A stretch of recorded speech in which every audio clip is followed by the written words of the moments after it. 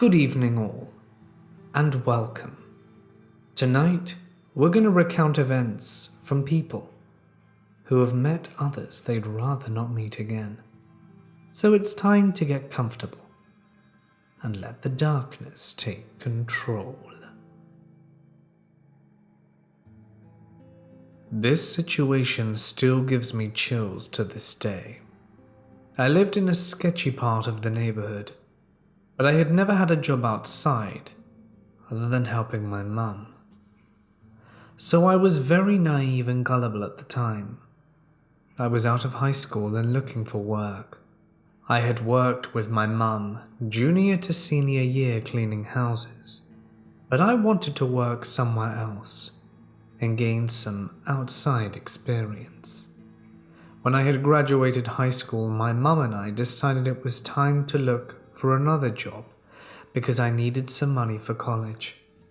My mum loved to read newspapers, and we would get a Spanish newspaper called Mundo Hispánico every single week. I would look through it once in a while to read the comics or see job ads at the end. One evening, I was so determined to find an ad that paid well and was something else that would give me another set of working skills. I was going through the classified section at the end of the newspaper when I found what I thought to be the perfect job for me. I don't remember word for word, but it was something along the lines of looking for young females, ages 18 to 25, for an open massage position at this location. Now, the location was 0.3 miles away from where I stayed, so I thought it was perfect. I could walk to and from without having to worry about transportation, since we only had one car. Massage training will be provided, and the pay is handsomely good. Our girls can earn anywhere from $500 to $900 a week. I thought, whoa, what a great wage. I can pay off my college in no time. I was so excited that I fit the profile, and I showed the job to my mum. My mum wasn't excited like I was, and she told me that it looked a tad suspicious, that I should call first to see if there really was another person on the other end. So I did, and a lady answered. I asked her about the free training, how much do you really make, and where the location was exactly. She seemed very sweet on the phone and told me before we moved forward they were doing interviews and already had other candidates on their list. She said that I could come in for an interview to see if I would make it to the second round. I agreed. She gave me the address and I looked it up. When I saw it was 0.3 miles from my apartment, I was so happy. I told my mum that I would be going to the interview at a set time, at this location and alone. She told me there was no way I would be going alone, and she would come with me. I was so mad because I wanted to do this by myself without having her help me, because in my little mind, I thought I was all grown up and didn't need help from her. The day came, and she drove us in the only car we had. Now, the address the lady gave near me was weird, because it took us to a motel behind the shopping plaza that was next to our apartment. It didn't make sense why they would have an interview there, so we just circled the plaza looking for the place. My mum became frustrated, and they told me they were in one of the motel rooms, and they were there because it was a safety precaution. It seemed to make sense to me at the time. I told her I could not find the place, so if she could please speak to my mother and tell her exactly where it was. "You're with your mother?" Her voice changed from a sweet, almost apologetic tone to an angry and panicky one. "Yeah, I am with her right now because she's driving me." So I passed the phone to my mum. She said, "Hello? Hello?" The lady had hung up on her. I called twice more, but she never picked up the phone. I was angry that the lady had just hung up, and so we went back home. I never put two and two together until about 3 years later, when I heard on the news that there was a newspaper job that had been busted and the people were charged with trafficking. The ad was very similar to the one I had read years ago. I thanked my mum over and over, because if it wasn't for her, I could have been dead or trafficked multiple times. I don't know where I would have ended up. I'm so grateful for my mum, despite me being angry at her for coming with me, because if it wasn't for her, I wouldn't be where I am today. I lived really close to my school when I was a kid, and there was this big thing for us to play in. So naturally I always went to play there in the evening before supper, or just any time I was bored. It was surrounded by a lot of houses and a busy street, so it was a safe enough place. One day, I went with a friend of mine who was about a year older than me. We had 2 schoolyards, one for the older kids and one for the younger ones. The big plastic thing was in the younger kids' yard. There was a small corridor that let us go between yards, and as we were playing I see this guy wearing a hoodie with the hood up slowly start to walk into the yard we were in. We stayed there for about 20 minutes with the guy, but I felt something was off.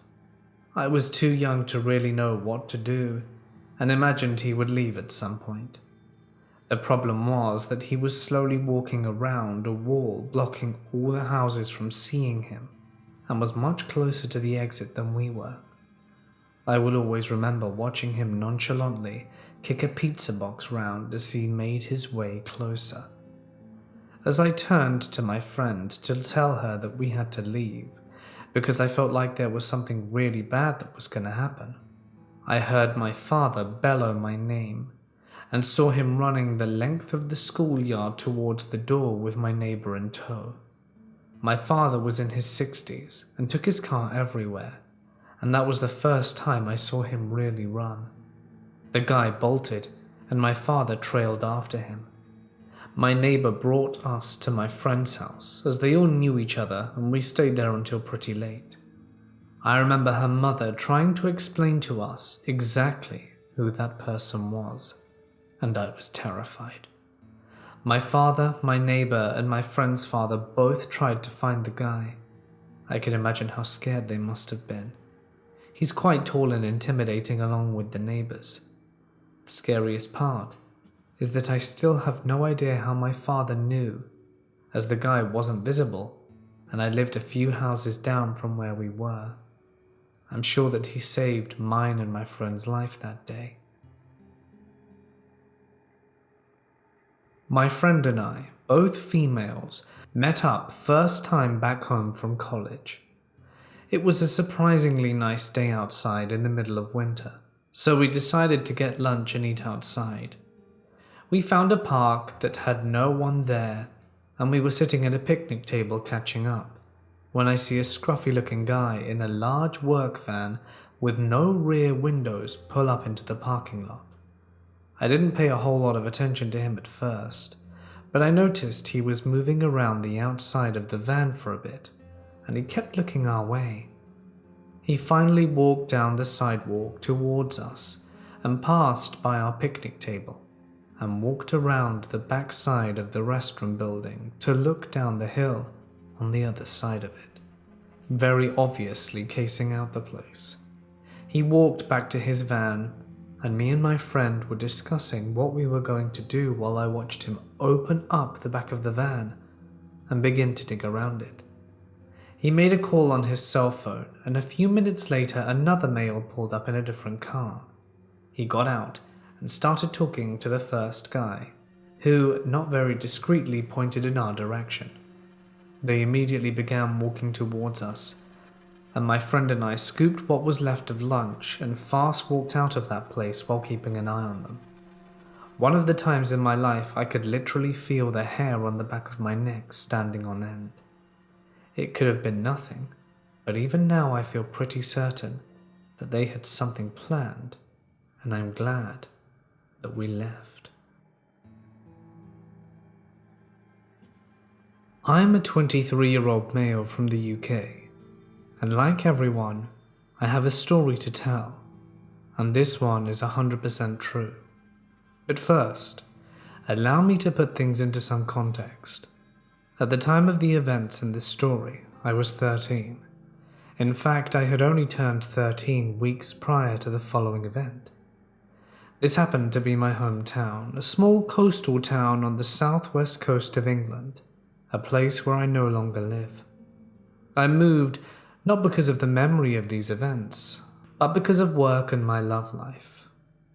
On the night these events began, my group of neighborhood friends and I gathered, like we always did, to play a game called Manhunt. It's a bit like hide and seek, but when the manhunter catches you, you join his or her team. There are two other types of ways to play this game.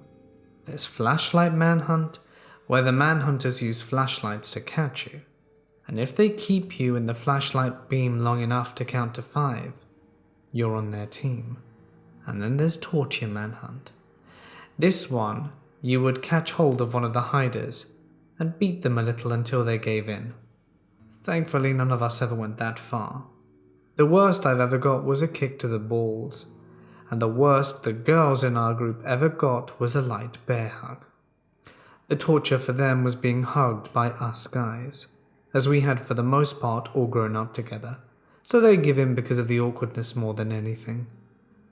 We played 2 games of Manhunt on our housing estate, which is basically the UK's government version of government-provided housing for families on low income, all lumped together on land that is useless for anything else.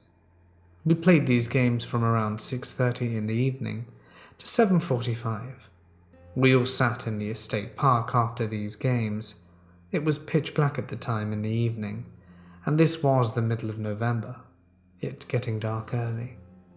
We were all of varying ages. The oldest of the group who lived next door to me was 15 years old, Joey.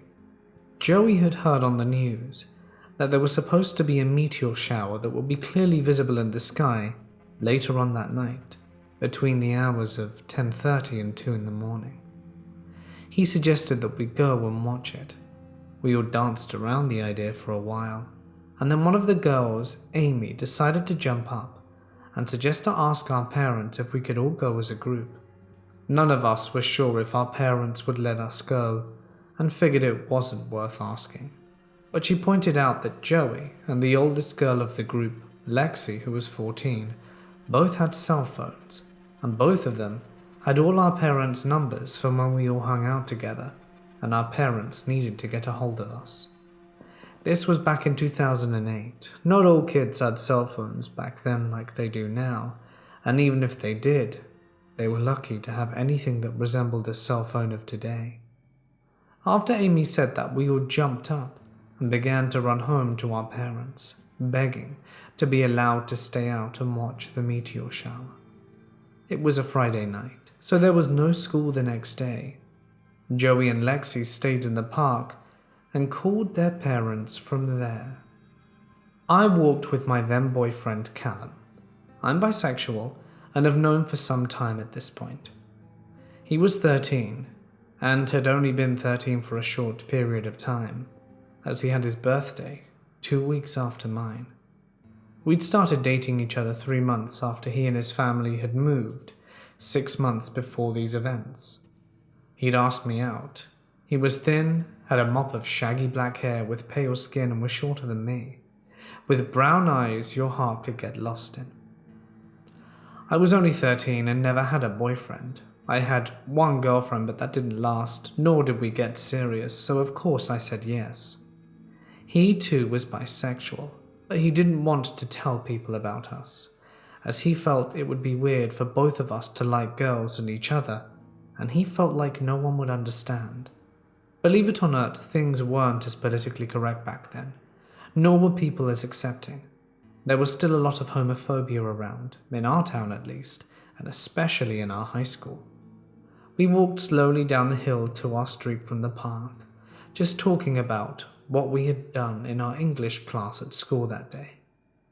When we rounded the corner to begin walking down the street, Callum stopped and grabbed my hand. I was confused. It was the first piece of affection he had shown for me all night, and it was in a public place, which wasn't like him at all. I looked up at him and saw him staring off up the street ahead of us, just beyond the turning to the street we lived on. In a patch of grass was a street lamp. He was looking at the street light. "Can you see him?" he asked, his voice trembling a little. "What?" I said, and looked at the street light. And he was right. Just beyond the glow of the light cast by the street light, a man was standing in the shadows. He just stood there, not facing us at first, but he must have become aware that we were staring at him, as in the light we saw him turn to face us. I could feel his eyes on me, looking right at me. I felt like they were looking into my very soul, and Callum's grip on my hand grew tighter. I then noticed the orange/red circle where his mouth would have been. He stepped forward into the light, blowing a cloud of smoke from his mouth. He didn't say anything, but carried on staring. "Do you think he knows Jake?" Callum asked me. Jake was a guy who lived in the house that the guy was stood next to. Jake was in college, and it was common knowledge that he was a pot dealer, a man with no morals. He even tried to sell it to me and Callum once. He seemed to be one of the only two people on our estate who guessed we were a couple, as he called us lovebirds when he tried to get us to buy pot from him. Jake was a strange guy, but was harmless enough. He was pretty much a hippie. I don't know. I said to Callum, "Maybe?" Although this guy under the streetlight didn't look like the type of person Jake would hang out with. This guy wore a dark, full-bodied tracksuit and a baseball cap. The guy stuffed out his cigarette against the metal post of the streetlight, chucked it to the floor, and walked towards Jake's house, disappearing behind the hedge that led to his backyard. I heard a sigh of relief from Callum. "I'm so glad you were with me then," he said, squeezing my hand. "Let's go," I say. "Yeah," he replied. Although we weren't telling anyone about our relationship and not being affectionate in public, we walked down our street holding each other's hands, only stopping when he let go to walk into his house and I to mine. We didn't think to tell anyone about the creepy guy with the cigarette. All of our parents said that we could go watch the meteor shower, so long as no one drank any alcohol. But of course, when you tell kids that age not to do something, it's a sure bet they are going to do what they were told not to.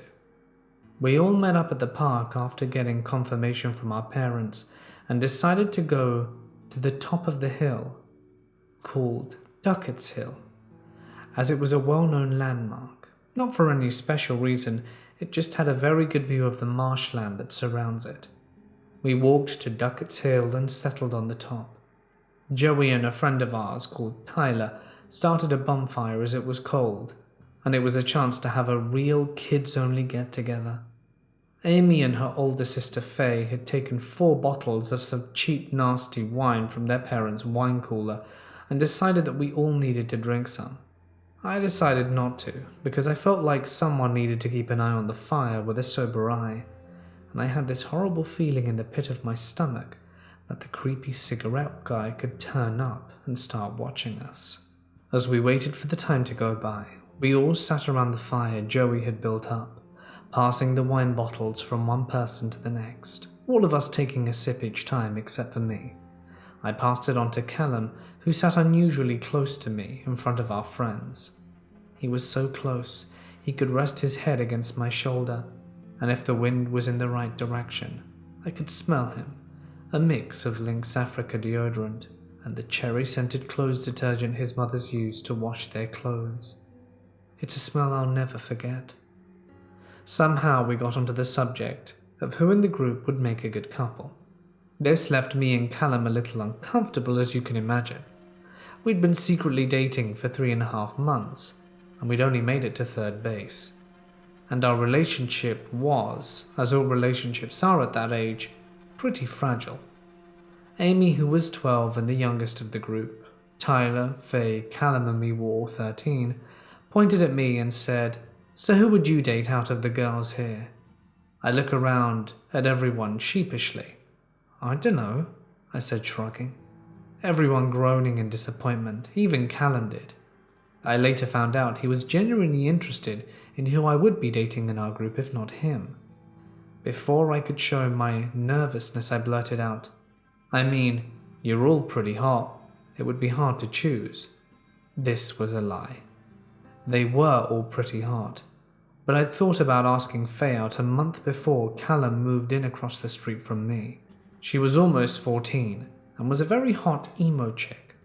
All of us in that group were skateboarding emo types, although me and Callum were the only guys who didn't have the typical emo hairstyle. Mine was just dead straight and shoulder-length hair. His, as I mentioned, was long but shaggy.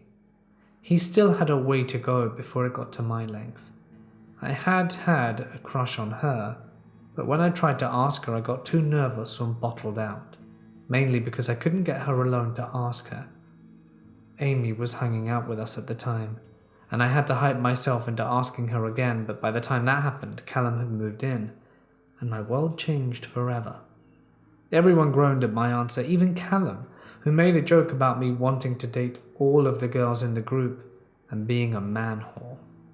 I can't remember what he said exactly, but I know he put an arm around my shoulder and pulled me close so he could screw up my hair.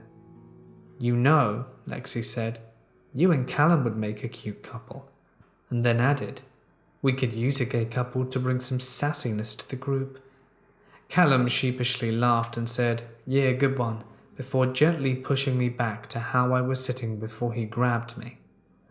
I stoked the fire and stood up. I needed to pee, so I walked away from the fire to the crest of the hilltop. I didn't go far in total darkness. I stood close enough to the fire, and they could still see me, but far enough away to have privacy. I started staring at the hill as I relieved myself, when I noticed something I had seen earlier. A circular orange-red glow from the lighted tip of a cigarette. My urine flow stopped mid-pee. The man from the street lamp was back.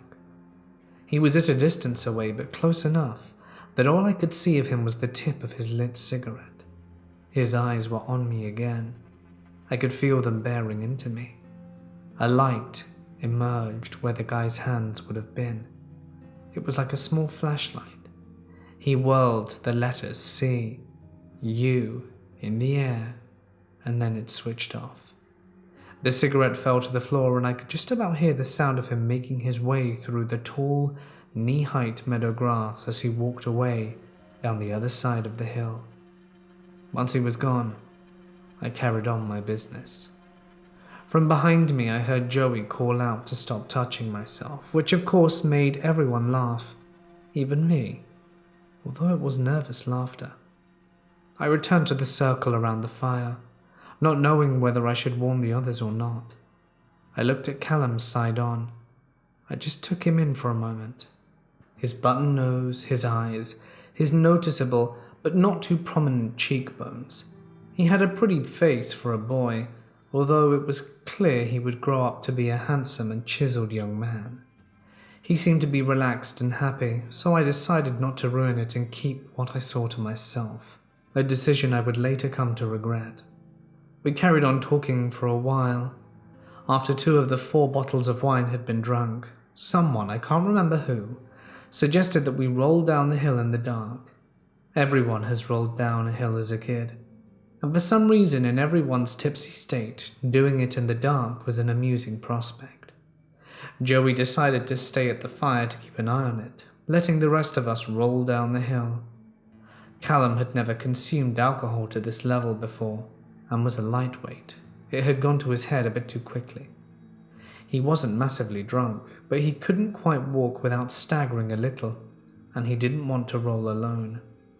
So he grabbed a hold of me, pushed me down to the ground, straddled me, and we rolled down the hill. It was a weird moment for me. I knew the creepy cigarette guy was out there, but in the arms of the boy I loved, so there was a sense of joy there too. When we got to the bottom of the hill and stopped rolling, he didn't get up right away. He kissed me. I kissed him back, but before we could make out or anything, we heard heavy footsteps behind us, moving amongst the grass. We both shot up and ran up the hill, neither of us saying anything to each other. The third bottle of wine came out and passed between us all again. This time I took my one and only sip for the night. Callum took a few gulps. I leaned in and told him not to drink any more because he wouldn't be able to hold his drink. He nodded and stopped. As it turned out, my warning about him drinking came too late. He was swaying and staggering hard as he walked when we left later. I kept my eyes peeled for Cigarette Guy, but cannot recall seeing him again while we were there. The clouds in the sky hadn't cleared, and the meteors should have been flying over us. It was 11:30, and we decided it was too cold and we were all too tired, and that it was best that we went home. We put the fire out, switched the flashlights on, and walked along the path that we had used to get to the hilltop, back to the road. For some reason, as we stepped onto the sidewalk, Callum decides that he wants to go to our estate's local store, which was open until midnight on Friday and Saturday nights. He wanted to grab something to eat. I tried to get the others to come with us, but they wouldn't. I have no idea why.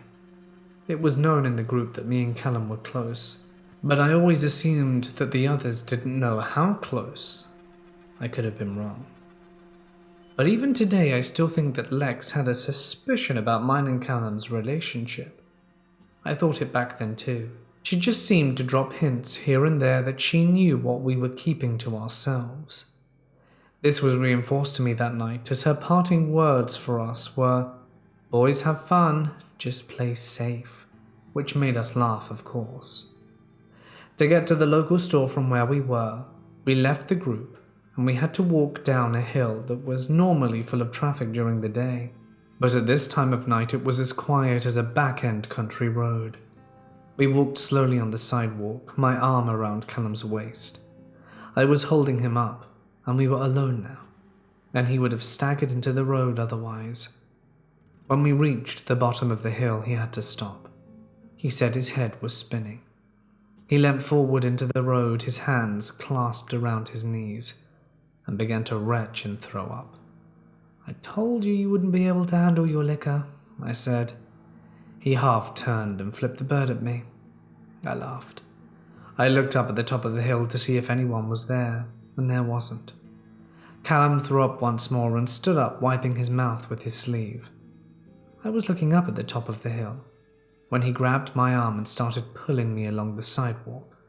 "What's up?" I asked him. "Look behind you," he said. It was the creepy cigarette guy from earlier. He was stood under two large oak trees that stood at the entrance to the small side street that had about 8 houses on it across the road, where Callum had thrown up. The field where the fire was, right next to this little street. "Hey boys," the man said, in an accent that gave away where he was from. I grabbed a hold of Callum, picking him up practically, and started running. As I said earlier, he was shorter than me and a lot lighter in weight. I had to put him down as we reached the store though. He got heavy after a short time, but we kept on running. We didn't have to run before we reached our housing estate. We had to pass the estate next to ours, and then we would be at the end of the road leading into the one that our streets belonged to. We kept darting, looking over our shoulders behind us, and the cigarette guy was jogging after us at a leisurely pace, as if to keep a safe distance, almost like he was toying with us.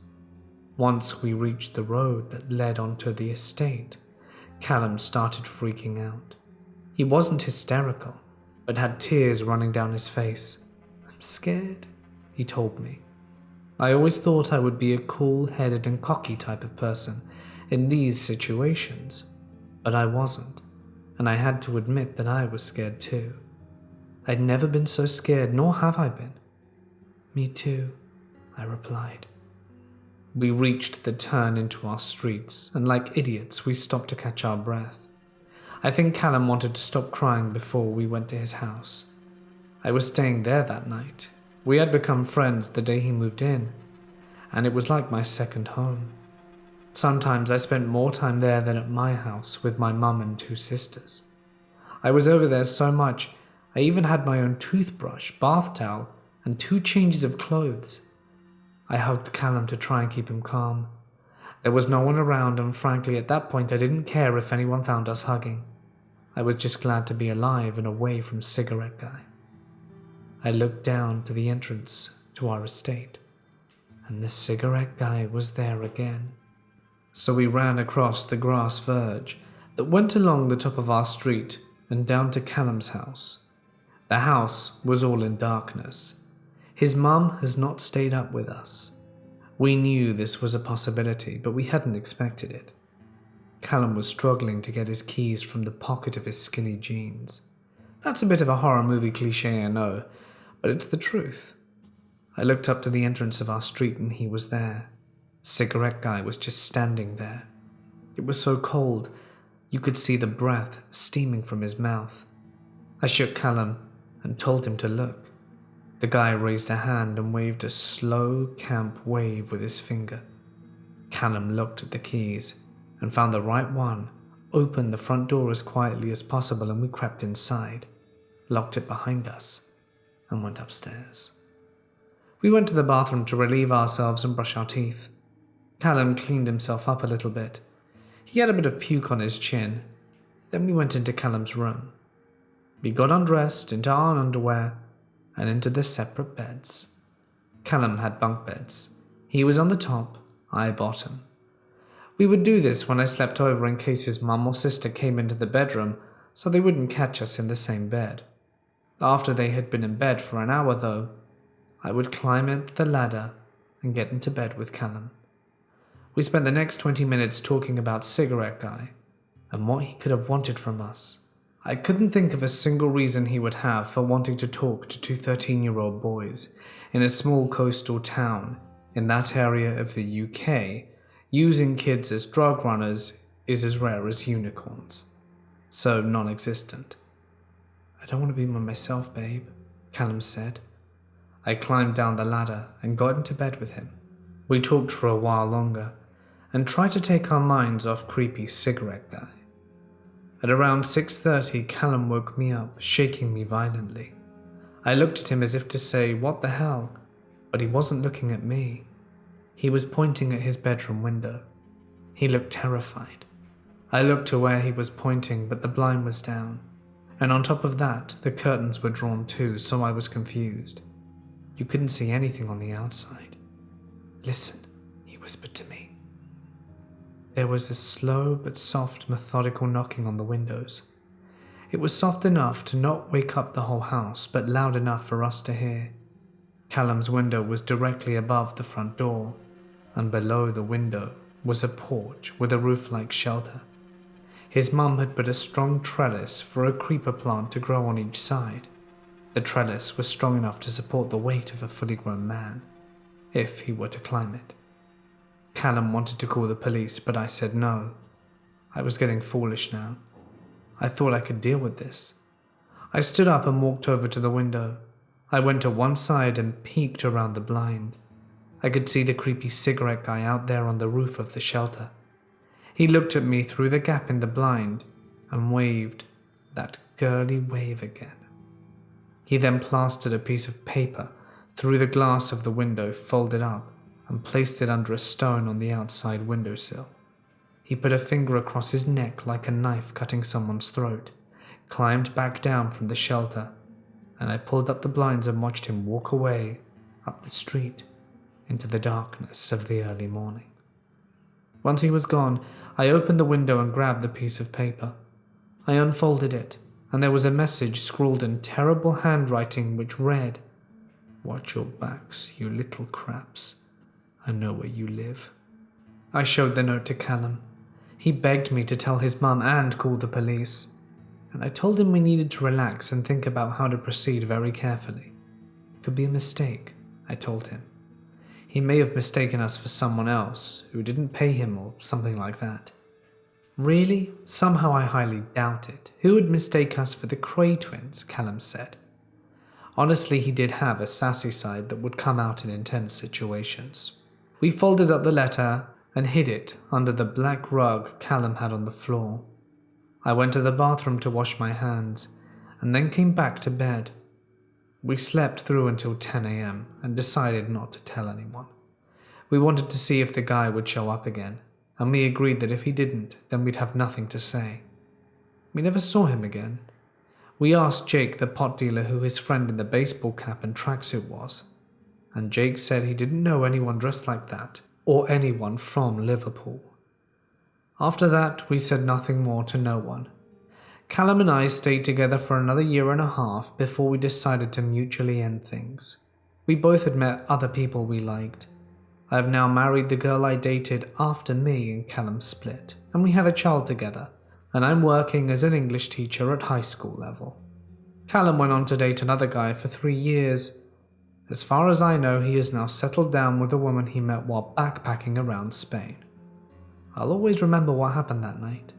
I haven't thought about it consciously for years, except for yesterday, as I was standing at the gates of high school, the one I teach at.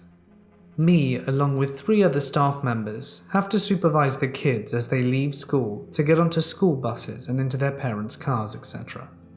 As I stood at the gates doing this, I saw a man in a dark full-body tracksuit wearing a baseball cap smoking a cigarette, and the memory of the whole night came flooding back in detail. I wrote it down to share this experience with others anonymously. Keep your eyes peeled, folks, because anyone can be dangerous. Cigarette-smoking man, let's never meet again. This happened a few months ago. I was at my friend Will's birthday party. We met at a nice big park and spent the evening swimming and making mojitos. I spent most of the evening talking to a mutual acquaintance of Will and me, Oliver. Early on, we noticed that me and Oliver lived in the same part of town, and decided we'd go home together later, since it was quite a long way. I'm a small female, so the prospect of not having to ride the subway alone in the middle of the night was calming, to say the least. As the evening progressed, Oliver became more and more flirty with me. I brushed it off and didn't engage on that, since I have a boyfriend and Oliver knew that. Eventually the party started breaking up, and I was still chatting with Oliver as the other party guests were packing up their stuff. That's when I felt his hand on my butt. I told him calmly to stop touching me, and he obliged. As I tried to explain to him that touching me was not okay, he suddenly became aggressive, called me desperate, amongst other things. At first, I got him to calm down and even apologized to him. And then Will approached us and told us his phone was missing. I left Oliver behind to look for it with another party guest, Tony. We separated from the group to search another corner of the park when Oliver appeared behind us and began screaming. He started to push Tony, as he accused us of betraying Will and leaving Will behind, and that we stole his phone. He turned to me, insulting me in the worst way, while only inches from my face. Tony managed to get him away from me, and he eventually ran off. I broke down crying, since I fully expected him to hit me. Tony managed to get me to calm down, and we rejoined the group. When we did, we found Oliver with them, cursing and running berserk. Will's girlfriend, Rachel, was crying, and as I pulled her away, she told me that Oliver struck her in the face. While Oliver ran through the park screaming and swearing at us, we gathered the group and left. As we did, Will, completely drunk at this point, insisting on returning to the park to find his phone. So he, Tony, and me went back in and used Rachel's phone to try and track his. I knew it was idiotic and dangerous, but Will wouldn't listen, and I didn't want to leave my friend alone. I always carry a small blade in my backpack, and this was the first time I took it out with me. I'd never been so scared. We followed Rachel's phone as it led us to the bench. And who did we find? Oliver, slumped over the bench asleep. After checking if he was okay, Will reached into his pocket and pulled out his phone. Oliver had it the whole time and had accused us of stealing it and scared us to death when he was the thief. After waking him up and telling him to go home, we left. I ended up crashing at Will's place. I have no idea what went into him that night. Everything points to a bad trip, but to my knowledge, there were no other drugs other than alcohol involved. I'm still nervous to see Oliver since we live in the same neighborhood, but I'd rather not meet him again. I'm a 31-year-old female and have had a long history with drugs. I started using heavy, hard drugs when I was 21. Now, I'm 5 foot and 135 pounds. I've always been on the smaller side, not the type you'd look at or even imagine I'd touched a joint in my life. I have a baby face, and most people guess I'm 25 years old. When I was 21, I looked like a preteen. A good example of this was when I was 18, my boyfriend and I went to Cincinnati Reds opening game, and the first 100 kids under 14 got a free bobblehead. Well, I received a free bobblehead. My poor boyfriend felt very awkward to say the least, but this is getting off topic.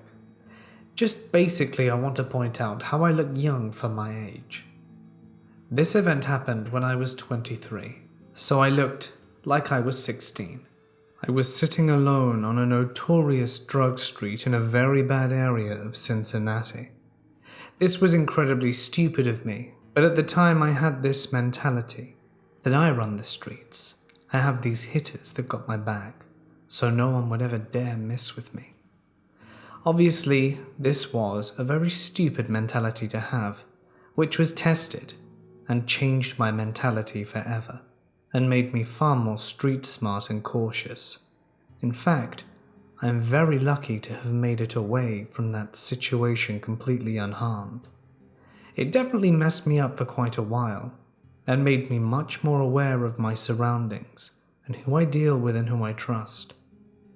I was sitting on the street waiting for my lottery guy to pull up to give me my lottery tickets and be on my way so that I can play the lottery. I'm sitting there in my vehicle, minding my own business, jamming out and not paying any attention to anything going on around me, because I had this stupid mentality that I was untouchable. This guy comes and taps my driver's side window. Bear in mind I've never seen this guy before, but anyone who knows anything about playing the lottery on the streets knows that sometimes there are others who come and bring your deliveries. It's not always your same guy, but generally they will let you know if someone is taking their place. So I crack down my window and they go, "Hey, you looking for some tickets?" "Nah, but if you want to throw me a ticket with your number on it, I'll keep you in mind because I do play a lot of games. It's always good to have more than 2 guys." "Ah, cool, I live right there. I'll go grab you some tickets and be right back." No red flags going off just yet. Because bear in mind, a lot of lottery dealers get new customers in this way. Then I see him coming back with another dude. My car was this little Honda Civic with manual locks, and I did not lock my doors. That's when this guy immediately opens the driver's side door and puts a weapon against my head. "Are you pregnant?" he asks, and this catches me completely off guard. It was winter and cold, but me being female, I'm like, "No, I'm not pregnant. Do I look pregnant to you?" "Give me your money," he says. Now, never before or since have I been in a situation like this, and honestly I feel very blessed by this. He keeps telling me that I need to give him my money, or that he'll pull the trigger. I have horrible anxiety, and honestly I couldn't think of what to say, and just said, "Give me a minute, I just need a minute to think." He actually stops and goes, "Okay." The horn on my car didn't work, or I'd have been blowing it like crazy. Now, me being a big lottery player and only having enough money on me for 2 tickets, I couldn't give this dude my money. I'd be sick, and I had work and stuff to do. So I call his bluff. I don't have any money. My lottery dude fronts me my tickets, I say. I watch him as he moves the weapon around to whip me, which he wasn't even doing correctly. At that moment, I knew this guy didn't have it in him and had no idea what he was doing, fortunately for me. So I lean my face into the passenger seat and proceed to bicycle kick him in his nuts. I had Timberland boots on, unfortunately for him. Then I start screaming, saying that I'm being robbed and that his fingerprints are all over my car door and handle. This has the desired effect. Him and his friend start running away, and as you can imagine, I did not go back to that area to purchase my lottery tickets anymore. Thankfully, I no longer buy lottery tickets, but if you do buy off the street, please be safe out there, and always lock your doors. I just want to say something. If you are someone who buys lottery tickets off the street and don't want to be, I do want to say there is hope for you. I was told by my counselor at rehab that there was no hope for me, and they were wrong. There was hope, and I'm doing great things now. I may have lost everyone and everything, but I also began to gain that back after I lost my way. But I'm back. I'm fortunate enough to have a great mum and family who are always there for me. Please, don't think it's too late like I did. We all have someone who loves us and needs us, regardless of what you do or have done. You're special and amazing. And I just think that there are some of you out there who may need to hear it. But you're worth it and special. You can find yourself again, and there is hope for you.